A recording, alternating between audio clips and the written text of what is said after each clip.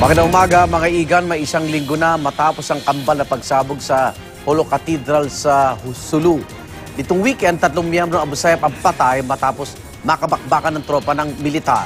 Kabilang sa mga nasawi ang isang banyagang terorista na nagpresenta umanong pasabugan ang katedral. May unang balita si Marisol Abdurrahman live. Marisol!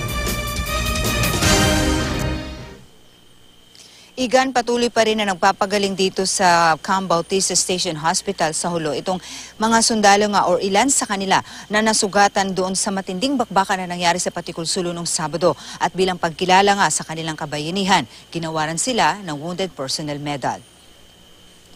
Ang mismong commander ng Western Mindanao Command si Lieutenant General Arnel de la Vega ang naggawa ng Wounded Personnel Medal sa mga sundalo ng 5th Scout Ranger Battalion na nasugatan sa madugong engkwentro nung Sabado nga sa pagitan ng may 150 na member ng Abu Sayyaf sa Barangay Kabuntakas, Patikul Sulu.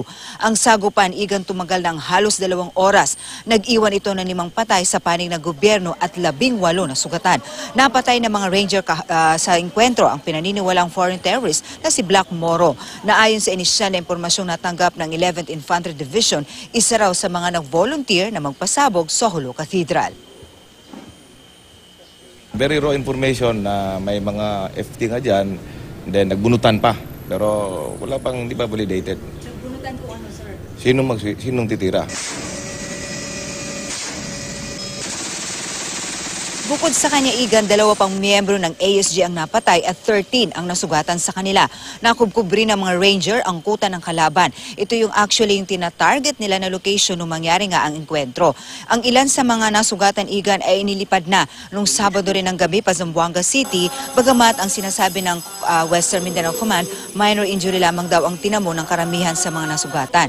At isang linggo matapos ang pagsabog, isang misa ang ginanap kahapon sa Sacred Heart of Jesus Chapel sa loob mismo ito ng Sulu Provincial Police Office. Kapansin-pansin iga nakakaunti lamang ang nagsimba. Kabilang doon sa mga nagsimba ang kapatid ng namatay sa pambobomba sa Holo Cathedral. Pero sa halip daw na matakot, lalo lamang daw siyang nagkaroon ng lakas ng loob para ipagpatuloy na ipagdarasal ang Holo.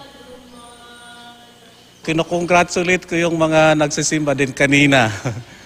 Dahil nandyan pa rin sa kanila yung tapang na ipapakita pa rin sa buong mundo. To continue going to Mass and continue praying for peace in Holo. Igan, sabi nga ang sundalo kapag ka nasusugatan lalong tumatapang, so hindi raw apektado ang moral ng mga kasundaluhan dito. Sa katunayan, tuloy-tuloy pa rin ang kanilang pagtugis doon sa Abu Sayyaf, lalong-lalo na igan itong sinasabing ang grupo ni Sawadyaan na nasa likod ng magkasunod na pambobomba sa Holo Cathedral. Igan. Maraming salamat, Marisol Abdurrahman.